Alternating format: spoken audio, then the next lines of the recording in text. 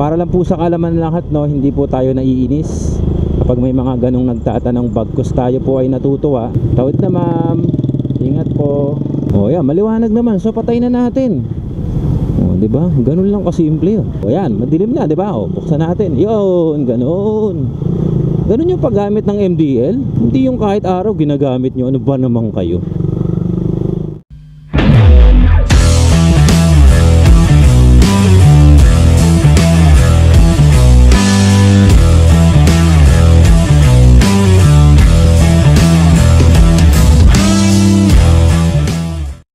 Alright guys, magandang araw po, magandang gabi na pala. Yun, so good afternoon guys, magandang hapon or magandang gabi na pala sa inyong lahat. Nandito tayo ngayon sa San Jose del Monte. Ayan o, SM San Jose del Monte. Dito po yan sa Bulacan. Napaka busy po ng kalsada na to.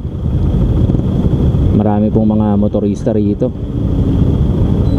Ito po ang Quirino Highway na kung saan lagi nating dinadaanan. Chinempo natin na gabi, no, gabi natin gagawin tong vlog na to para maipakita ko sa inyo guys, no, kung ano nga ba yung ginagawa ko kapag gumagamit tayo ng mini driving light na TDD Nighthawk. Kasi marami po yung nagtatanong, sir, kamusta naman po yung inyong battery? Sir, kamusta naman po yung inyong MDL? Yung TDD Nighthawk nyo, buhay pa ba hanggang ngayon? Ilang taon na po ba yan, sir, na ginagamit ninyo? Ayan, yun yung mga madalas na itanong sa atin. Para lang po sa kalaman ng lahat, no, hindi po tayo naiinis kapag may mga ganong nagtatanong, bagkus tayo po ay natutuwa. Kasi na-appreciate po nila yung ating mga video na ginawa noon. At eto na nga, nagtatanong na nga sila, no? Isang mabilisang video lang to. Simulan na natin guys, no? Wag na nating patagalin. Eto na, sasagutin na natin guys, no. Yung TDD po natin ay mahigit 2 taon na natin ginagamit. At sa awa naman ng may kapal, working pa siya. Patuloy pa rin siyang gumagana, no? At meron din kayong mapapansin guys, no, sa paggamit natin ng TDD natin na to ay hindi natin palaging ginagamit. Sa totoo lang, yes. Kasi meron naman tayong stock headlight, no, ginagamit lang naman natin to kapag ganito, halimbawa, no, sobrang dilim talaga, no, sobrang dilim talaga ng dadaanan mo ng kalsada or iskinita. Doon ko lang binubuksan yung low, yung yellow kasi yung low natin, doon ko lang siya binubuksan. Pero kapag nasa highway tayo at alam naman natin na malakas ang mga ilaw ng kasama natin, merong mga ilaw sa street light, sa kalsada, hindi ko po siya ginagamit, sa totoo lang. Tawid na ma'am, ingat po. Yan, so hindi ko siya ginagamit dahil maliwanag naman napaka basic, di ba? Ano ba yan, sabihin naman ng mga viewers natin, wala namang kakwenta-kwenta tong video na to. Actually meron po, kasi isa pong paraan yun para makatipid po tayo sa battery natin, no, para po tumagal din yung lifespan ng ating MDL na TDD. Kasi kung hindi po natin gagamitin ng maayos yan, hindi po talaga yan magtatagal. At i-drain niya po, mauubos niya po, malolobat niya po yung battery. Mga ganito lang, ayan, kapag madilim, yan, saka ko lang siya ginagamit. So mamaya papakita ko sa inyo, napapatayin ko siya pag alam kong maliwanag na. Ganun lang. Ayan, papatayin ko na yan kasi maliwanag na ano. Oh. Diba, patay na siya. Oh, yan, maliwanag naman, so patay na natin. Oh, diba, ganun lang kasimple. Kasi mauubos yung hours na ibinigay sa kanya. 30,000 hours yata pwede siyang gamitin. So papatay na natin pag gano'n. Pag alam mong maliwanag naman at kitang kita mo naman. Pakita ko sa inyo, bubuksan natin kapag medyo, ayan, madilim na, di ba? O, buksan natin, yun, gano'n. Gano'n yung paggamit ng MDL. Hindi yung kahit araw ginagamit nyo. Ano ba naman kayo? Bahala kayo sa buhay nyo kung paano ninyo gamitin. Hindi naman ako nagagalit, papaliwanag lang ako O yan, maliwanag, o patayin natin. Ganun lang yun Kasi meron naman tayong stock headlight, so pwede na yun. Pag madilim na lang talaga. Iba kasi minsan ginagamit pang ano eh, no, pangontra sa ano eh, sa kalaban eh, sa kasalubong. Parang kakaloko naman yun.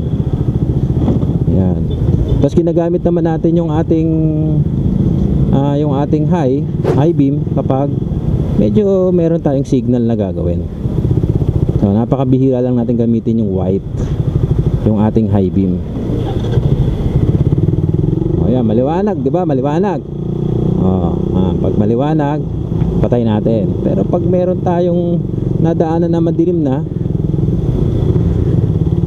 ibuksan na natin. Huwag naman natin masyadong tipirin, di ba? Kasi baka mamaya disgrasya naman tayo sa kakatipid, di ba? Pero kung kaya pa naman ng mga mata nyo, magtipid tayo, di ba? Huwag natin gayaan yung iba. Diyos ko, napakaliliwanag. O yan, madilim. O, gamitin na natin. Yon, ganun lang. Total naka low beam naman yan eh. Hindi naman makaka-apekto yan sa mga kasalubong natin. Kaya nga low beam. O, diba yun? O, diba? O, yun, ganon.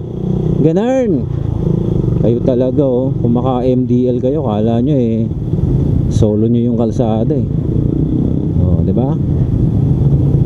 Nakasingit tayo, diba? Ganon lang yun. O, maliwanag. Patayin na yan. Ganon ang sikreto para tumagal yung mga mini driving light ninyo. Iba magsasabi kasi mahinang klase daw, ganun, mahina. Well, nasa gumagamit din yan eh, no? O, diba? Madilim na. O, bubuksan natin yan, sabay signal light, bukas. O, ganun. Tsatsagain nyo lang, huwag nyo masyado ibabad. Nako, pag binabad nyo yan, yung allowed na hours dyan wala, madaling maubos yun. Ganun lang yung paggamit guys, no? At yun na nga yung sagot natin guys. No, ilang taon na to?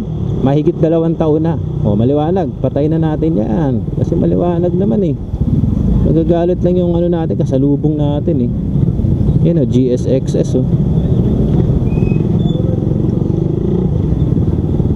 Yun, GSXS 155 or 150. Pag maliwanag, patayin mo lang. Patayin mo na lang, wag mo nang pagmalaki o wag mo nang ipagyabang. Minsan pinagyayabang mo pa pwede namang headlight lang, stock headlight lang, makikita mo naman yung daan.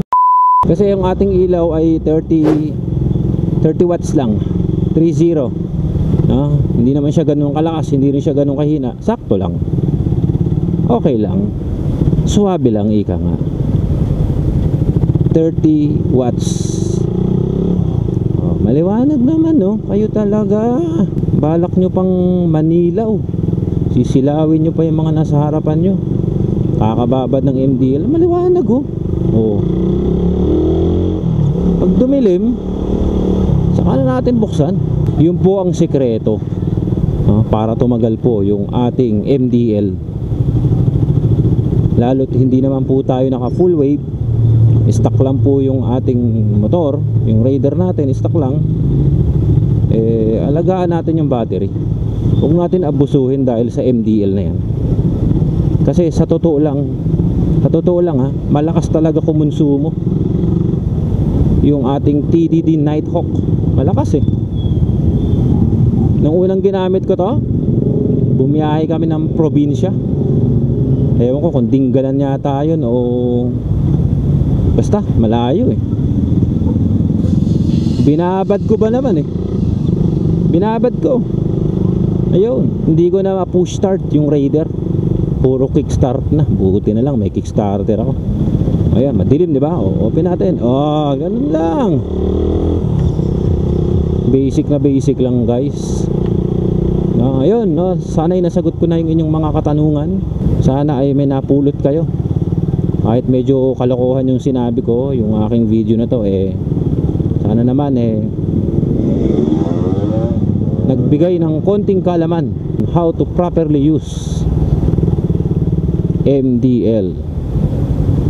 Saka ako hindi ako nakikipagsilawan, yung sasadyain mo sisilawin yung yung mga kapwa mo rider ay maliwanag, oh, patayin natin, ganun lang yun. Ayoko ng ganun eh. Madilim, buksan natin. Hindi naman basta-basta mapupundi yan dahil sa kaka on off natin. Hindi yan. Meron din naman tong relay, no? May relay tayo. High and low ang relay natin, guys, no? Hindi po left and right. High and low po. Ayan, madilim. Pag madilim, buksan natin. Kaliwa tayo. Kaliwa. Susundo tayo. Di ba? Pag maliwanag na mamaya, patayin na natin. Para di naman nakakahiya sa ibang rider na ano. Signal tayo. Yon, ganun, no? Signal natin yung white. Yun ang pan-signal natin. Pag mga ganyan, patayin na natin yan. Kasi ano yan eh. Kasi nakakasilaw sa mga tao. Sabihin nila, yabang-yabang natin, naninilaw pa tayo. Dito na tayo. Alright. Bye guys.